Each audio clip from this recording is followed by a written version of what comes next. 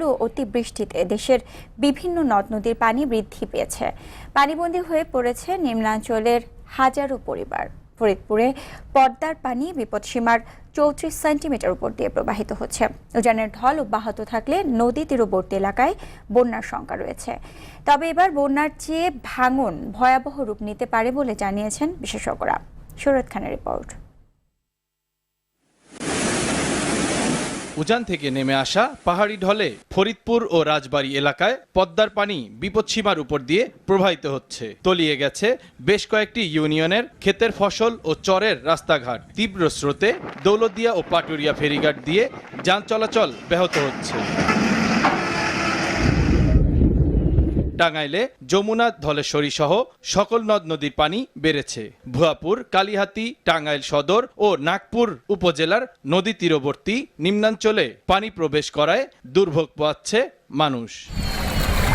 সিরাজগঞ্জে যমুনা নদীর পানি বৃদ্ধি অব্যাহত রয়েছে। জেলার শহর রক্ষাবাদ পয়েন্টে ১৯ সেন্টিমিটার বৃদ্ধি পেয়ে বিপদসীমার ৩৬ সেন্টিমিটার ও কাজীপুর মেঘাইঘাট পয়েন্টে ২৩ সেন্টিমিটার বৃদ্ধি পেয়ে বিপদসীমার ৬১ সেন্টিমিটার নিচ দিয়ে পানি প্রবাহিত হচ্ছে। এতে চরাঞ্চল ও নদী তীরবর্তী এলাকা প্লাবিত হয়ে পানিবন্দী হয়ে পড়েছে কয়েক হাজার পরিবার।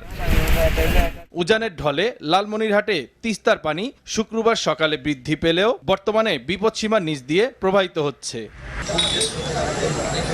আবহাওয়া অধিদপ্তর বলছে, আগামী কয়েকদিনে দেশের কোথাও ভারী বৃষ্টিপাতের সম্ভাবনা নেই। অতি ভারী বৃষ্টির সম্ভাবনা খুবই কম এই মুহূর্তে।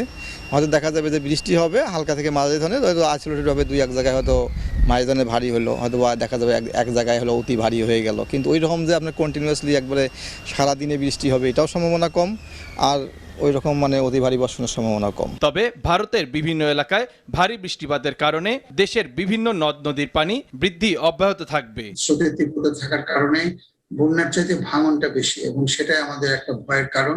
জোয়ারের সময় সাগর উত্তাল থাকবে এবং সাগরের পানি অনেক বাড়বে। পানিটা যদি নামতে না পারে তাহলে পানি কিছুদিনের জন্য আটকা পড়বে শরীয়তপুর এবং বিভিন্ন এলাকায় নদী ভাঙনের বিষয়টি প্রাধান্য দিয়ে দ্রুত কার্যকরী ব্যবস্থা নেওয়ার পরামর্শ দেন এই বিশেষজ্ঞ।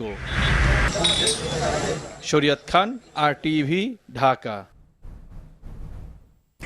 বন্যা পরিস্থিতি জানাতে রংপুর থেকে সরাসরি যোগ দিচ্ছেন সহকর্মী জাহাঙ্গীর আলম বাদল।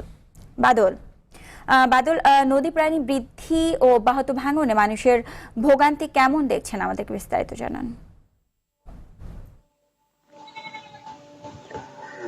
জি সুজানা, গত কয়েকদিন থেকে অবিরাম বৃষ্টির কারণ এবং ভারত থেকে পাহাড়ি ঢলের কারণে ভারতের গজলডোবা এবং তিস্তা ডালিয়া পয়েন্টের যে বাঁধ আছে এই বাঁধের সবকটি গেট খুলে দেওয়ায় রংপুরের গঙ্গাচড়ার প্রায় ৬০টি ইউনিয়নের ৩৫টি গ্রাম প্লাবিত হয়েছে, যার মধ্যে এখনো প্রায় ৪,০০০ মানুষ পানিবন্দী রয়েছেন।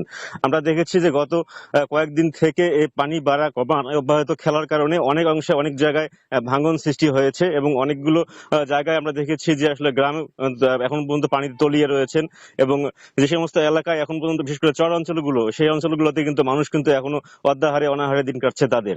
এবং অনেক স্থানে আমরা দেখেছি যে আসলে এখানকার মানুষ তারা কিন্তু গবাদি পশু নিয়ে এবং তারা যে প্রয়োজনীয় জিনিসপত্র নিয়ে তারা কিন্তু রাস্তায় এবং সড়কে উঁচু জায়গায় তারা কিন্তু আশ্রয় নিয়েছেন এবং তারা গত কয়েকদিন থেকে বাড়িতে যেহেতু চুলার বাড়িতে তলিয়ে গেছে, রান্না বাড়ার কোনো ব্যবস্থা নাই, সেক্ষেত্রে তারা কিন্তু শুকনো খাবার খেয়ে কিন্তু কোনো রকম দিন কাটছে তাদের।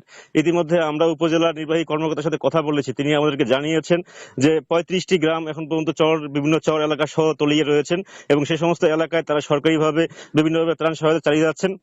এখন পর্যন্ত এই সমস্ত এলাকায় প্রায় ১০ মেট্রিক টন সরকারি বরাদ্দ এসেছে, যেটি তারা বিভিন্ন ইউনিয়ন চেয়ারম্যান মেম্বার দ্বারা বিভিন্নভাবে বিতরণ করছেন।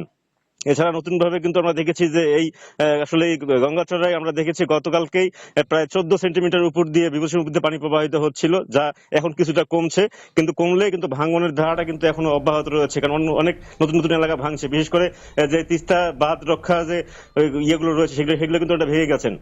ইতিমধ্যে রংপুরের যে পানি উন্নয়ন। ধন্যবাদ আপনাকে। রংপুর থেকে জানাচ্ছিলেন জাহাঙ্গীর আলম বাদল।